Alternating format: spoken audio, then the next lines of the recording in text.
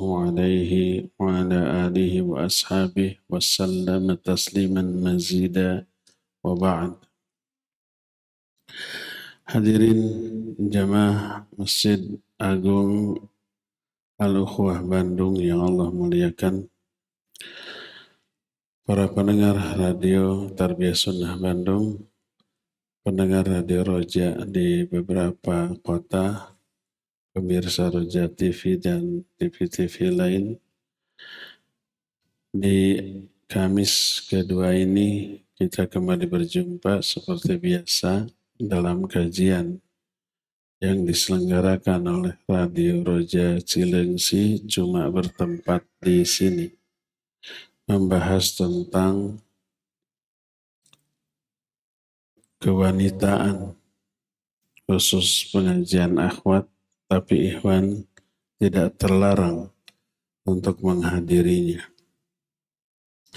Kita sedang membahas beberapa penyimpangan lisan yang banyak dilakukan oleh para wanita, tapi tidak sedikit juga dilakukan oleh para laki-laki. Pertemuan terakhir bulan yang lalu adalah menyebar hoax atau berita bohong, berita dusta. Kita terus ke penyimpangan lisan yang berikutnya. Ini melanda banyak muda-mudi. Tak mustahil juga masih menjadi penyakit ikhwan akhwat yang rajin ngaji. Apakah penyimpangan lisan yang dimaksud? Di hari ini akan kita bahas dua. Semoga cukup waktunya. Kalau enggak ya satu aja dulu. Penyimpangan lisan yang kita bahas sekarang adalah bernyanyi.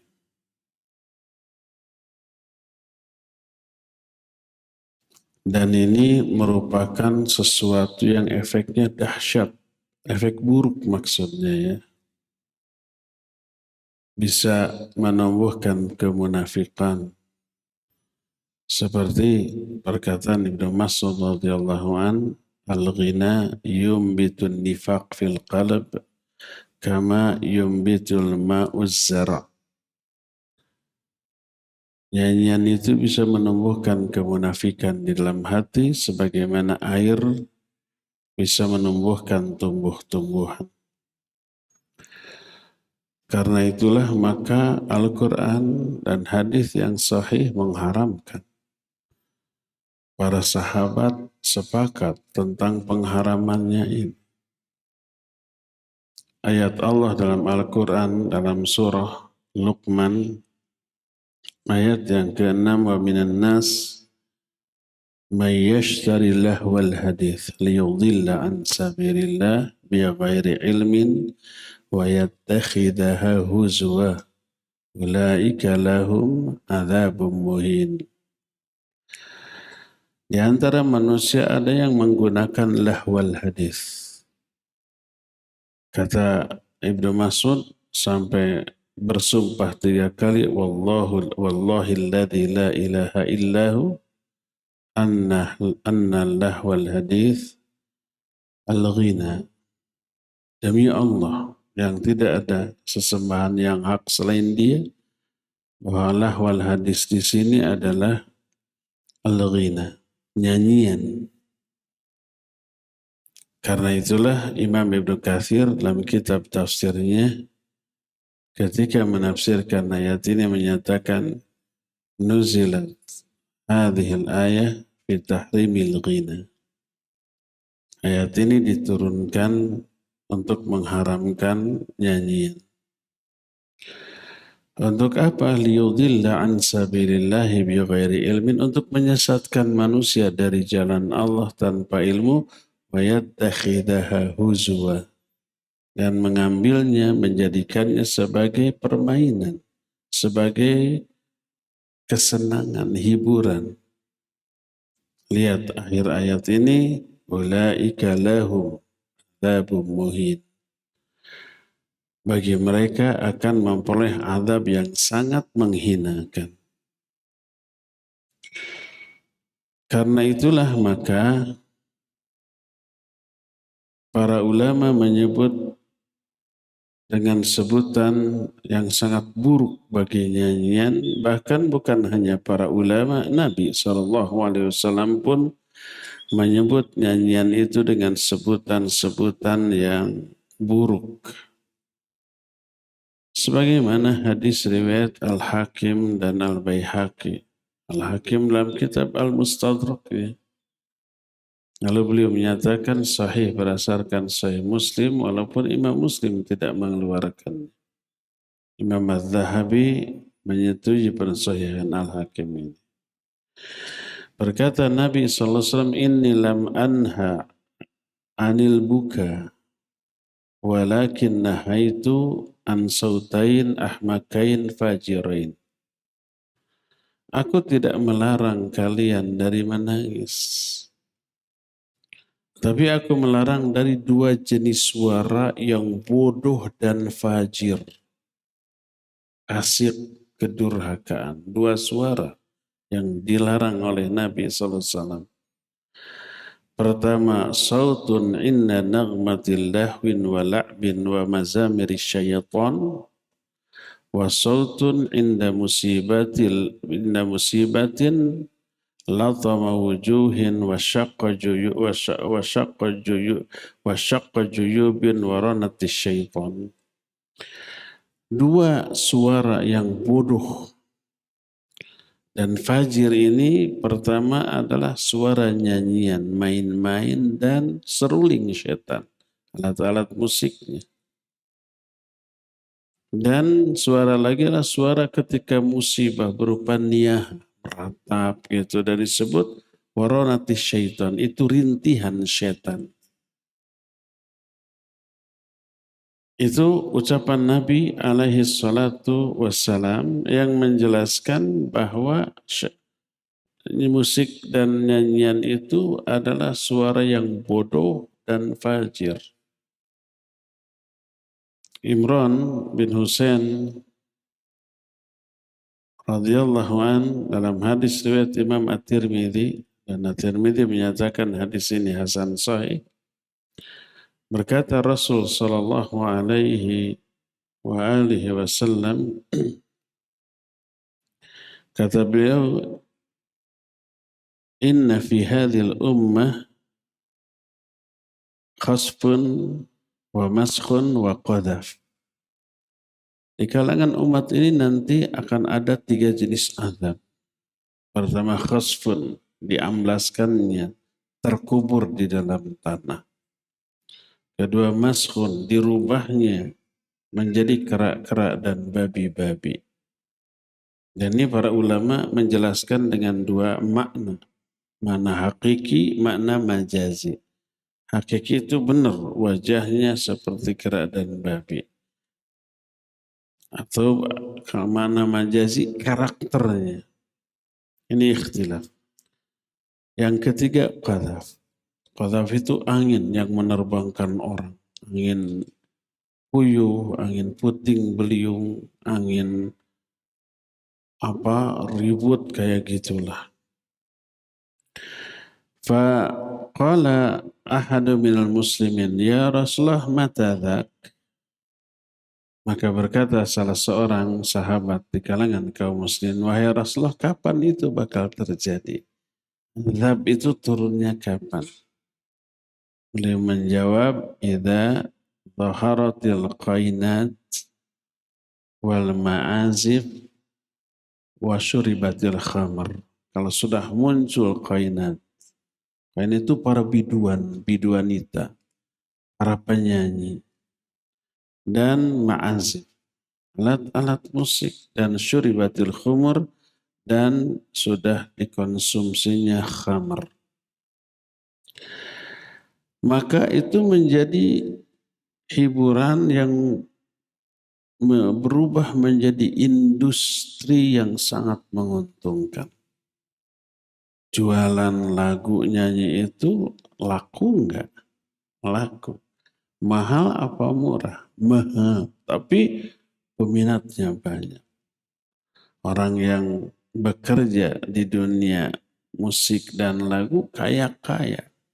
Penyanyinya, grup bandnya, sutradara dan produsernya, kaya-kaya dari bisnis tersebut. Makanya berupaya mencari pembenaran. Ada beberapa dai ustadz yang mencoba mengutak-atik ayat, akhirnya halal. Jangan heran. Jangan dibantah, nggak perlu dibantah. Nasnya sudah jelas. Cukup katakan sadaqa Rasul alaihi salatu wassalam.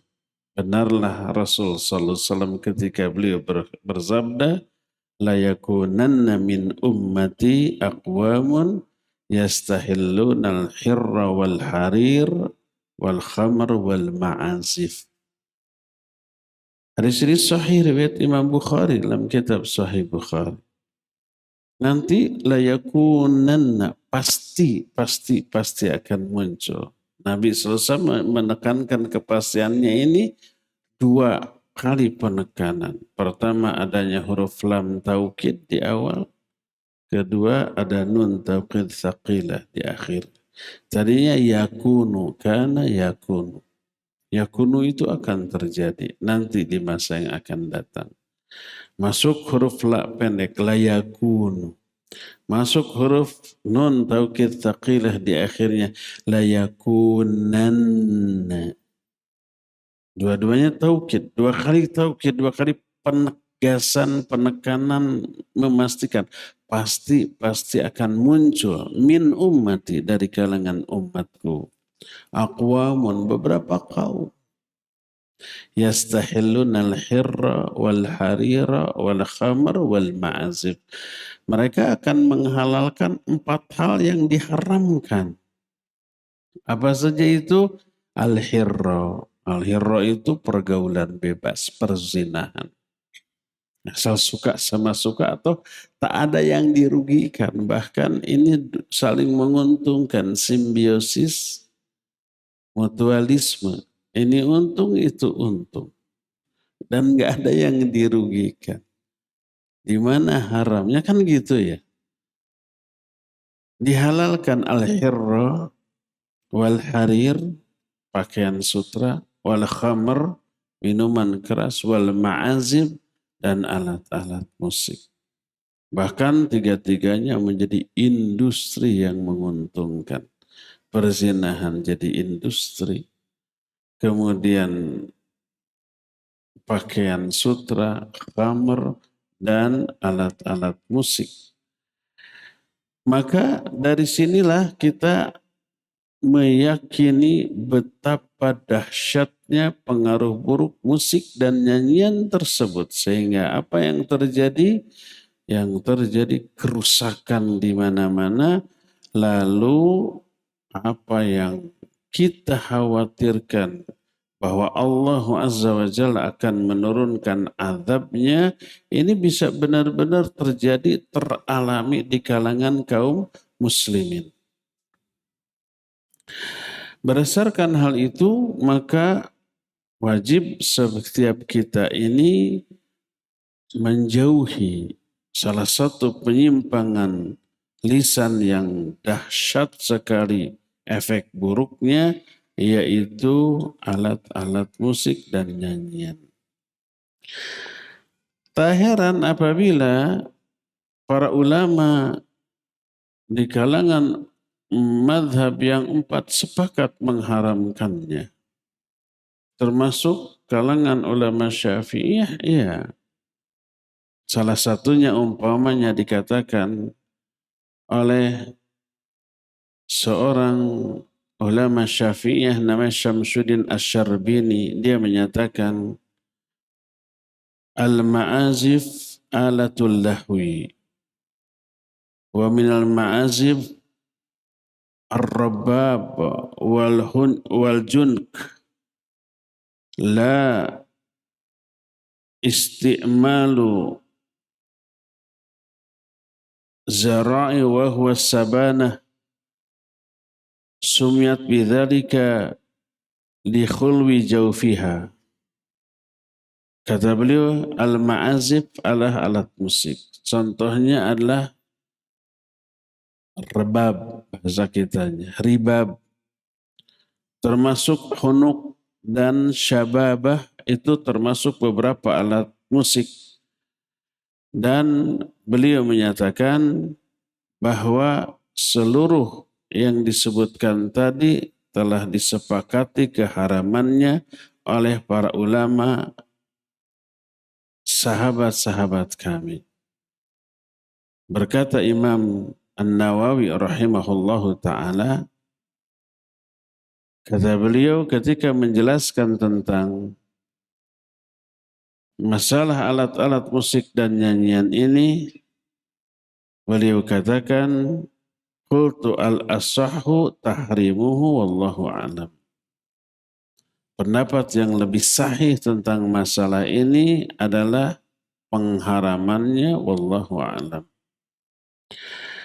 Berkata Abu Hamid Al-Ghazali rahimahullah, dari segi fiqih Al-Ghazali termasuk pengikut madhab Syafi'i. Beliau menjelaskan ketika menerangkan tentang nyanyian dan alat-alat musik. Kata beliau, al-ma'azif wal-autar haramun li'annaha tasuqu ila syurb wa huwa syi'aru syarb faharamut tashabbuh bihim. Kata Imam Al-Ghazali, al-ma'azif dan sitar, dua-duanya alat-alat musik, hukumnya haram. Karena mereka, kedua alat musik ini membuat seseorang menjadi ingin mabuk. Dan mabuk ini adalah syiarnya setan, serta lagu-lagu merupakan syiarnya khamar. Lalu beliau menyatakan, maka hukumnya diharamkan menurut kalangan ulama kami.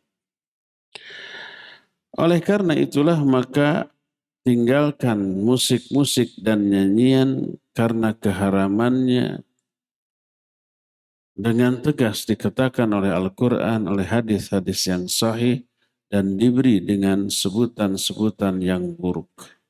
Nabi SAW menyatakan itu adalah suara yang bodoh dan fajir. Lalu di bagian lain Nabi SAW juga menyatakan itu pengundang turunnya azab. Al-Quran menyatakan lahwal hadis atau musik dan nyanyian itu liyudhilla an sabilillahi bighairi ilm, memalingkan orang dari jalan Allah tanpa ilmu, dan terancam ulaika lahum adzabun muhin, bagi mereka akan diberikan azab yang sangat menghinakan. Karena itu wajib bagi setiap kita menjauhi musik-musik dan nyanyian-nyanyian, karena itu adalah keburukan dan menyeret kita kepada keburukan yang jauh lebih besar setelah kita terjerumus ke dalamnya. Inilah yang pertama. Yang kedua,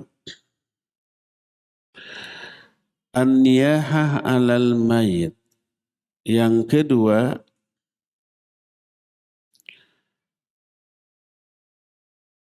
penyimpangan lisan yang kedua yang kita jelaskan pada sore hari ini adalah an-niyahah 'alal mayit, meratapi mayit. Meratap termasuk di antara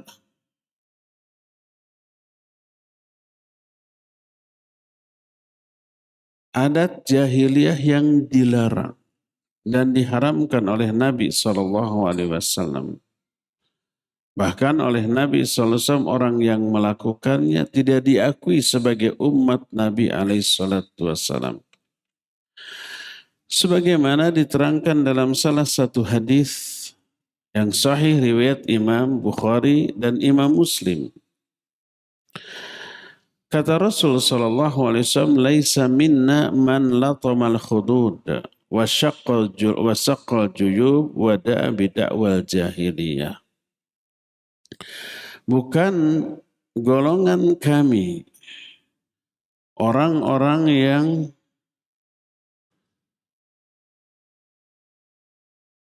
menampar-nampar pipi, mengoyak-ngoyak pakaian, dan menjerit atau mengatakan perkataan-perkataan jahiliyah.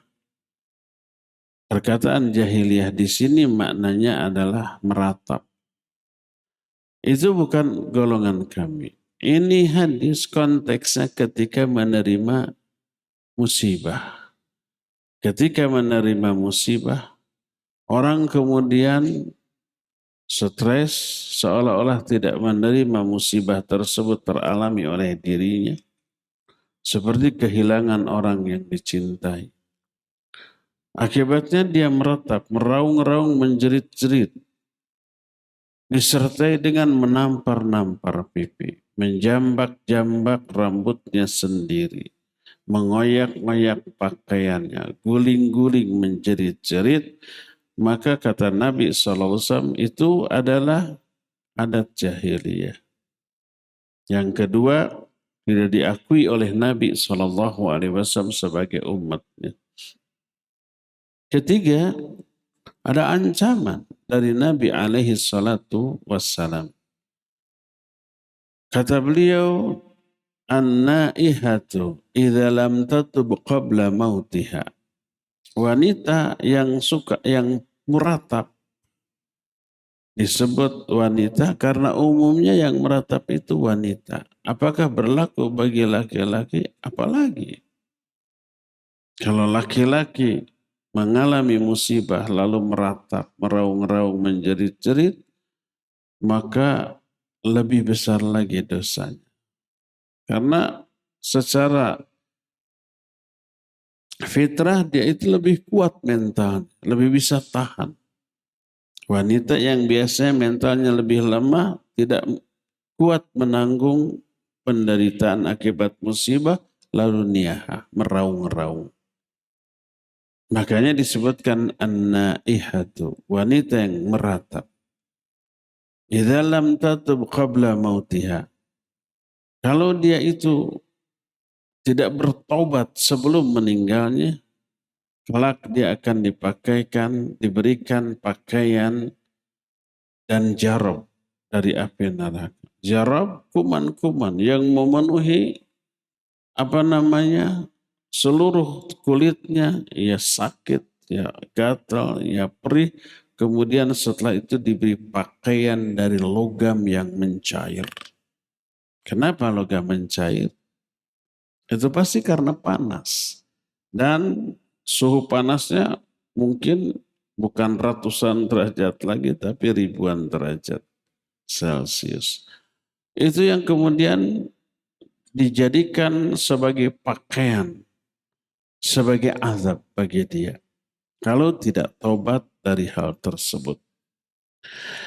Maka niyahah adalah ucapan lisan yang merupakan penyimpangan yang memperoleh sanksi yang dahsyat berupa azab yang dahsyat tadi.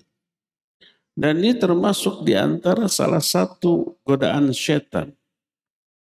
Ketika para mufassirin, para ahli tafsir menjelaskan Al-Quran surah Al-Isra ayat 64, kata Allah, wastafziz man istata'ta minhum bisautika wa ajlib alaihim bi khailika wa rajilika.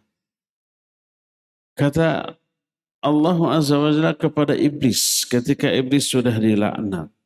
Lalu iblis bersumpah akan menyesatkan manusia. Apa kata Allah Azza wa Jalla? Wastafziz man istata'ta minhum bisautika. Silakan hasunglah manusia yang kamu mampu untuk dihasung dengan suara kamu. Wa ajlib alaihim bi khailika wa rajulika, kerahkan oleh kalian untuk menggoda mereka dengan mengerahkan pasukan berkuda dan pasukan pejalan kaki. pasukan kavaleri ya berkuda. Kavaleri dan infanteri silakan. Silakan goda, silakan rayu, silakan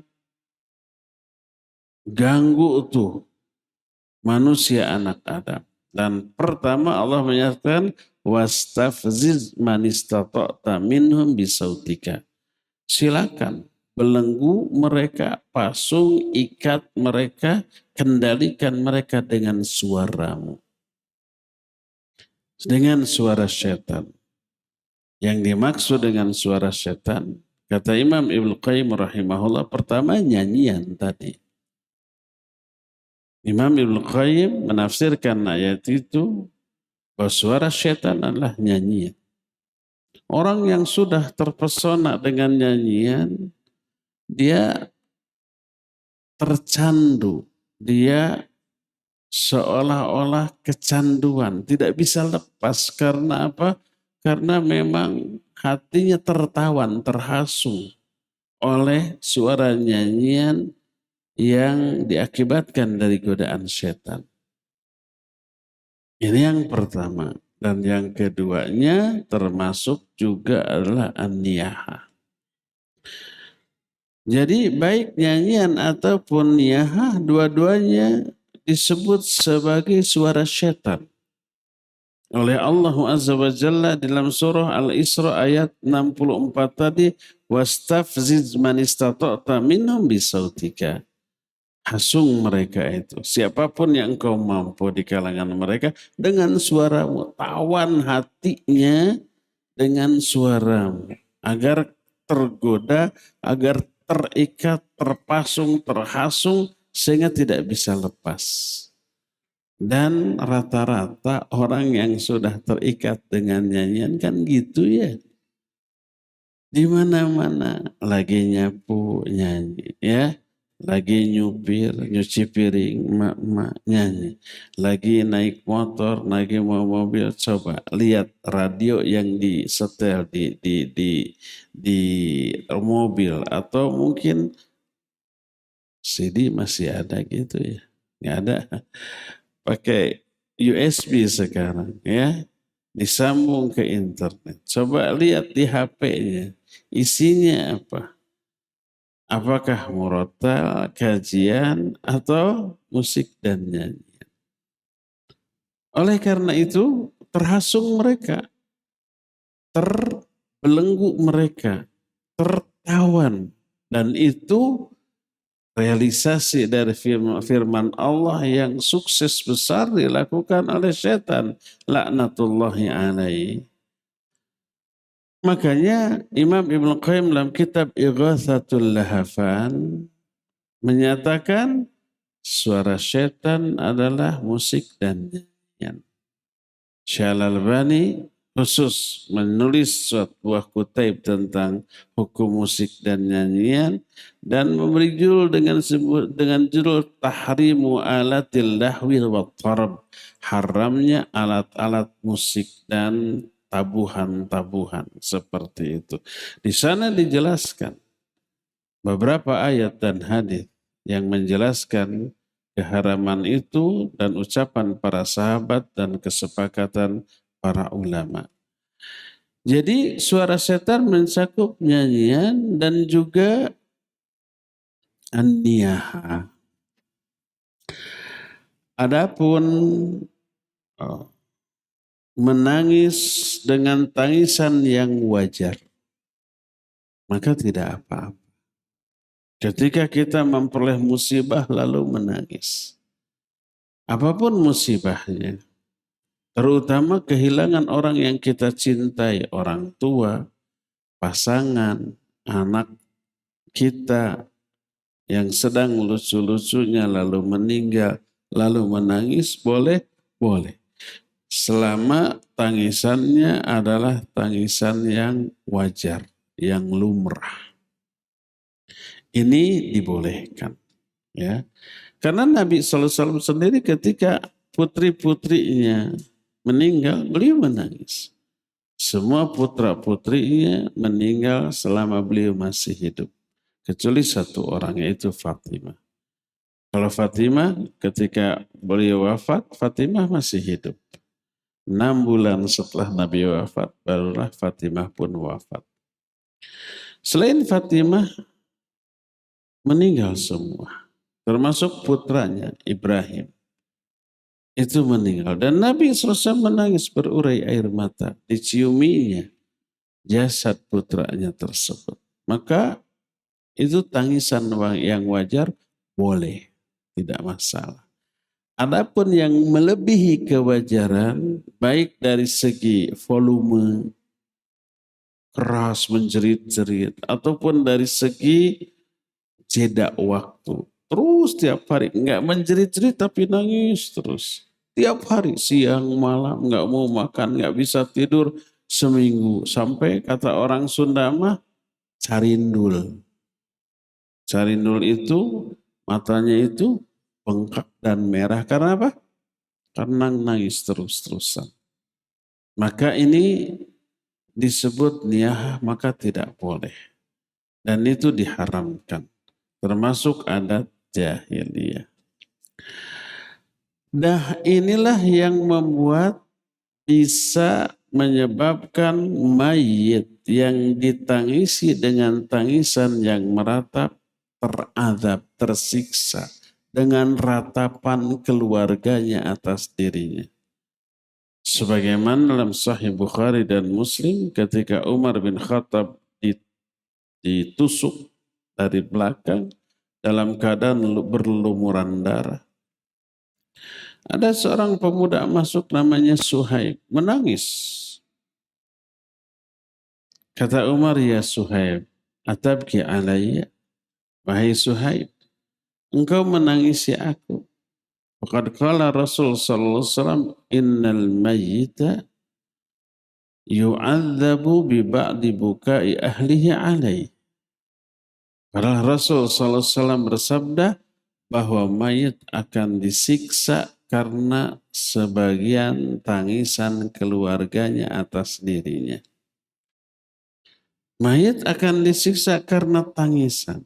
Hadis ini sahih riwayat Bukhari dan Muslim dari Umar bin Khattab radhiyallahu anhu. Walaupun ucapan Umar ini diingkari oleh Aisyah radhiyallahu anha. Sampai menyatakan wallahi, demi Allah, Rasul SAW tidak mengatakan begitu. Beliau hanya menyatakan innal kuffar la yazidullahu adzaban lahum bibukai ahliha alaih.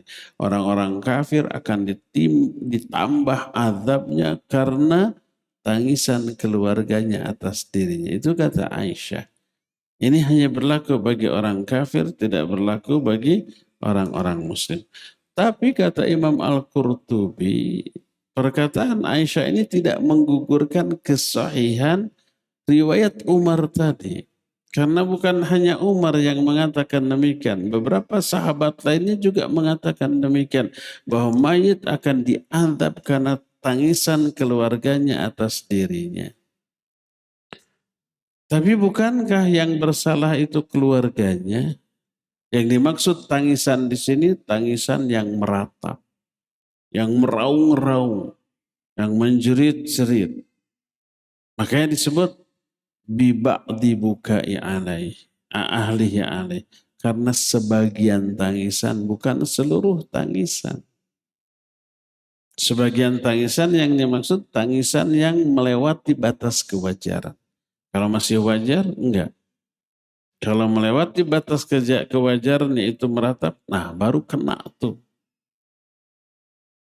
Jadi yang salah kan yang nangisnya, mayitnya tidak salah, ya enggak? Kenapa mayitnya diazab? Karena kesalahan orang yang menangisinya, meratapinya. Para Allah menyatakan dalam Al-Quran, وَلَا تَزِرُ وَزِرَةُ وِزْرَ أُخْرَى. Seseorang tidak bisa menanggung dosa yang dilakukan oleh orang lain. Ini yang nangis keluarganya, yang meratap keluarganya. Kenapa yang diazab adalah mayitnya? Kan mayitnya tidak bersalah. Diterangkan oleh para ulama, ini terjadi pada beberapa kondisi. Kondisi pertama, kalau si mayit ketika hidupnya terbiasa meratap. Idza kana an-nauh min sunnatihi. Itu dijelaskan oleh Imam Bukhari dalam kitab Sahihnya ketika menjelaskan hadis-hadis ini beliau memberikan judul idza kana an-nauh min sunnati. Kalau meratap ini sudah menjadi kebiasaan, diwariskan ke anak istri. Akhirnya anak istri juga meratapi kematian, melanjutkan kebiasaan bapak. Makanya dia terkena azab akibat ratapan keluarganya. Karena apa? Dialah yang punya andil sehingga keluarganya meratapinya. Padahal meratap adalah dakwah jahiliyah. Tidak diakui oleh Nabi SAW sebagai umatnya. Ini kondisi yang pertama.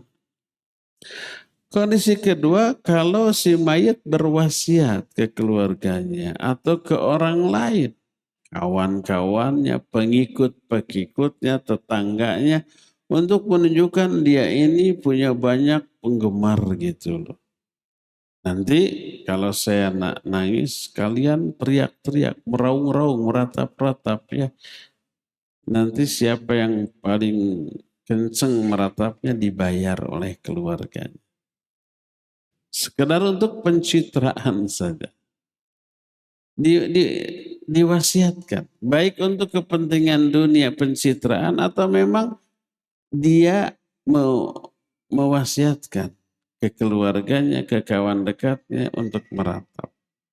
Lalu diratapilah mayitnya. Ketika kematiannya, ya si mayit diadab. Karena apa? Karena punya andil di dalam ratapan keluarganya. Keluarganya meratap atas wasiat dia. Maka ya, man sanna fil Islam sunnatan sayyi'atan fa'alaihi wizruha wa wizru man amila biha. Siapa orang yang menunjukkan satu jalan kesalahan di dalam Islam, dia akan memikul dosa, ditambah dosa orang-orang yang mengikutinya. Tanpa mengurangi dosa para pengikutnya sedikit pun. Diazab juga dia.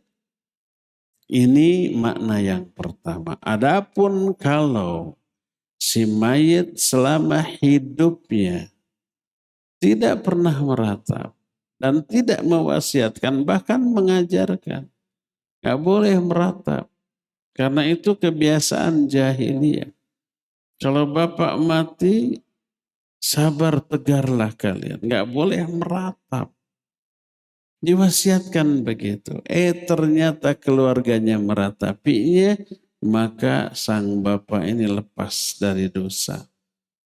Karena dia sudah menunaikan kewajiban, menyampaikan kebenaran, tapi tidak digubris. Maka berkata Abdullah bin Mubarak, rahimahullahu ta'ala, kata Ibnu Mubarak, idza kana al-mayyitu, kalau si mayit itu ya lam yusi ahlahu bin nau fi hayatihi, kalau dia tidak mewasiatkan untuk meratap kepada keluarganya ketika si mayit ini masih hidup, maka dia tidak akan lam yusib minhu syai', tidak akan terkena ancaman yang terdapat dalam hadis tadi. Dia tidak akan diadab walaupun keluarganya meratap. Karena dia tidak mengajarkan itu, tidak mewasiatkan itu, tidak menjadi kebiasaan, bahkan melarang. Jangan meratap ya. Nangis biasa boleh, wajar. Tapi meratap tidak boleh. Maka si mayit tidak akan diazab.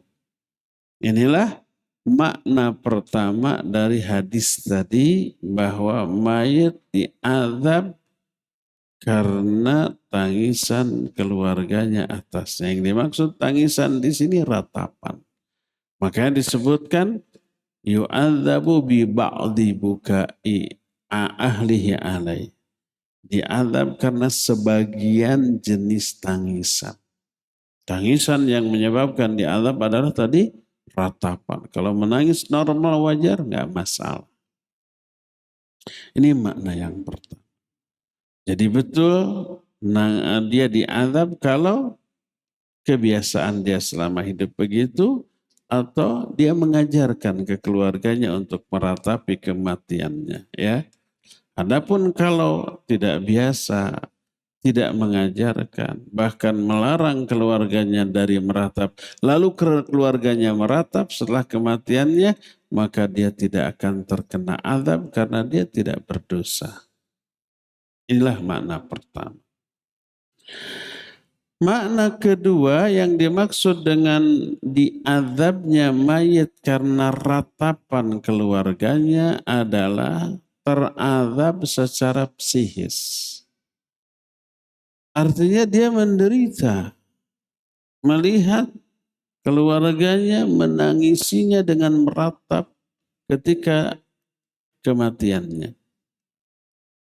Pernah kita jelaskan bahwa ruh setelah dicabut itu masih melihat jasadnya. Kata Rasul SAW, "Idza wudi'al mu'minu atau idza wudi'al abdu", ketika seorang hamba jasadnya diletakkan di atas keranda, kemudian dipikul oleh orang-orang yang memikulnya, maka berkatalah ruh si hamba itu, "Ya laitani, aina yadhhabuna biha?" Mau di mana? Mau dibawa kemana jasadku itu? Celaka aku, mau dibawa kemana jasadku itu? Suaranya, jeritanya terdengar oleh semua makhluk. Kecuali dua, jin dan manusia. Binatang-binatang mendengar. Seandainya kalian mendengar, saya kalian akan pingsan, kata Nabi SAW. Jadi di awal terpisahnya ruh dengan jasad masih melihat, masih menyaksikan. Termasuk ketika mayatnya itu digotong di atas keranda menuju ke pemakaman. Ya.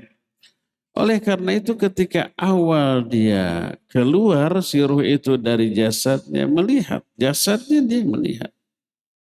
Termasuk keluarganya meratapinya. Maka itu akan menjadi penderitaan secara psikis bagi dirinya. Pernah nggak kita sebagai kepala rumah tangga pergi jauh dan lama meninggalkan anak dan istri untuk satu keperluan? Umpamanya haji pertama atau umroh pertama. Yang pertama ya, kalau udah berkali-kali udah biasa cuek aja keluarga kita juga. Tapi pertama 40 hari jauh, belum tentu pulang dengan selamat gitu kan. Belum tentu masih hidup. Zaman kita sekarang. Apalagi zaman kakek kita dulu setahun haji itu pepek pakai kapal laut gitu ya. Hampir setahun. Pas berpisah, apa yang terjadi? Istrinya, anaknya yang ditinggalkan. Apalagi yang berangkat suami istri, anak-anak ditinggalkan. Anak-anak nangis, nangis. Orang tua nangis, nangis. Tersiksa enggak? Tersiksa. Atau di antara yang hadir pernah punya anak mondok. Diantar keluar kota ke pondok pesantren. Pas mau pulang, coba. Anaknya menangis, meraung-raung, menjerit-jerit. Umi, Abi jangan tinggalkan aku di sini. Ikut lagi gitu, nangis.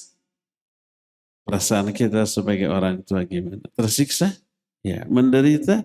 Ya, menderita. Sedih? Sedih. Jangankan anaknya menangis, anaknya tidak menangis, tegar aja. Umi Abi hati-hati di jalannya, semoga selamat sampai di rumah. Iya sayang, balik langsung menangis. Ayah ibunya menangis, anaknya kadang-kadang tegar ya. Apalagi kalau anak-anaknya pas ditinggal menjerit-jerit, nggak mau mondok, nggak mau pesantren, ingat ikut lagi. Tapi ya sudah bayar puluhan juta, Sudah diantar, sudah ini itu, ya masa dibawa lagi, akhirnya tega. Apa yang terasa? Akhirnya dia tersiksa dengan perasaan. Padahal nanti akan ketemu lagi nanti juga, ya. Bayangkan ini mati, nggak akan ketemu lagi. Sampai akhirat belum tentu ketemu lagi itu. Oleh karena itu ketika dia melihat keluarganya meratap-ratap, meraung-raung, menjerit-jerit karena kematiannya, dia menderita. Dan itulah yang dimaksud mayit tersiksa secara psikis dengan ratapan keluarganya atas dirinya. Sehingga hadis ini mimbabil ikhbar.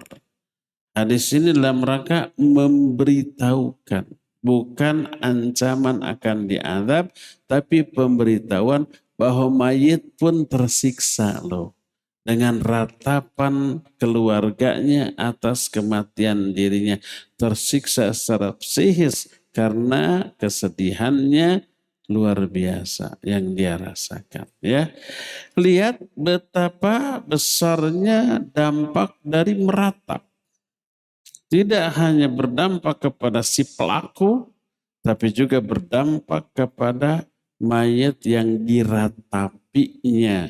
Apabila mayat tersebut selama hidupnya memang demikian, kemudian mayat tersebut mewasiatkan selama hidupnya untuk diratapi, ya si mayat akan terkena dengan azab baik di alam kuburnya ataupun di akhirat nanti. Lihat bahaya dari dua penyimpangan lisan yang kita bahas pada hari ini. Yang pertama adalah al-ghina, yaitu nyanyian dan musik. Yang kedua an-niyaha alias meratap. Jauhi kedua ini karena ini membahayakan nasib kita dunia sampai di akhirat nanti, ya.